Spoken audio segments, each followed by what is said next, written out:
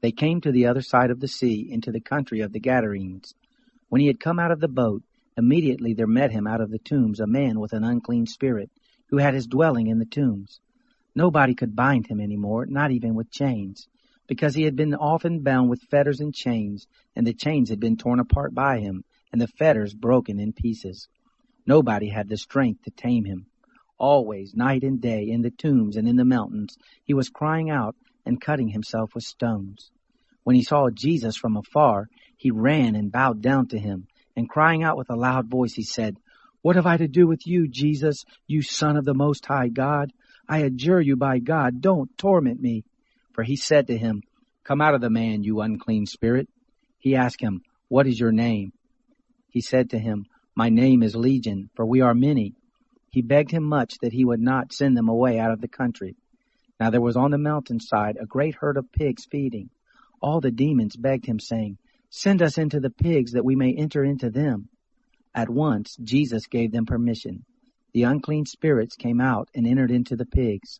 The herd of about 2,000 rushed down the steep bank into the sea, and they were drowned in the sea.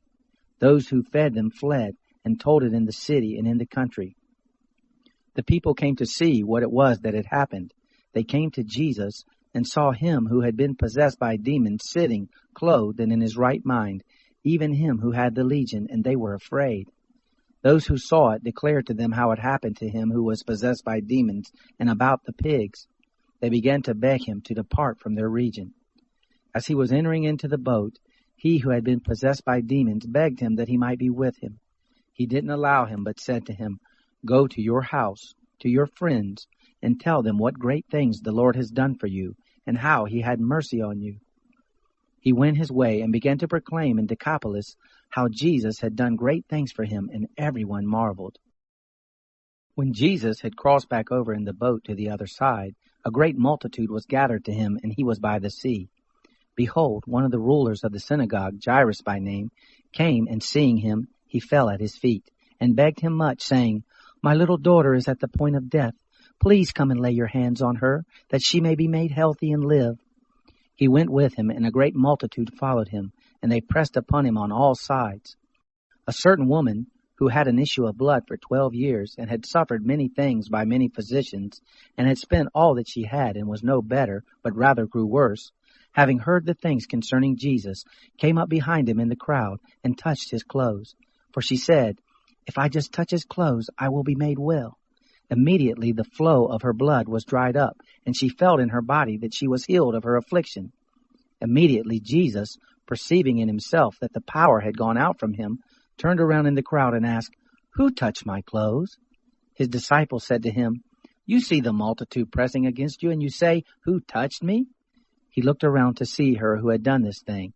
But the woman, fearing and trembling, knowing what had been done to her, came and fell down before him and told him all the truth. He said to her, "Daughter, your faith has made you well. Go in peace and be cured of your disease." While he was still speaking, they came from the synagogue ruler's house, saying, "Your daughter is dead. Why bother the teacher any more?" But Jesus, when he heard the message spoken, immediately said to the ruler of the synagogue, "Don't be afraid, only believe." He allowed no one to follow him except Peter, James, and John, the brother of James. He came to the synagogue ruler's house, and he saw an uproar, weeping and great wailing. When he had entered in, he said to them, "Why do you make an uproar and weep? The child is not dead, but is asleep." They laughed him to scorn. But he, having put them all out, took the father of the child and her mother and those who were with him, and went in where the child was lying. Taking the child by the hand, he said to her, "Talitha kumi," which means, being interpreted, "Girl, I tell you, get up." Immediately the girl rose up and walked, for she was 12 years old. They were amazed with great amazement. He strictly ordered them that no one should know this, and commanded that something should be given her to eat.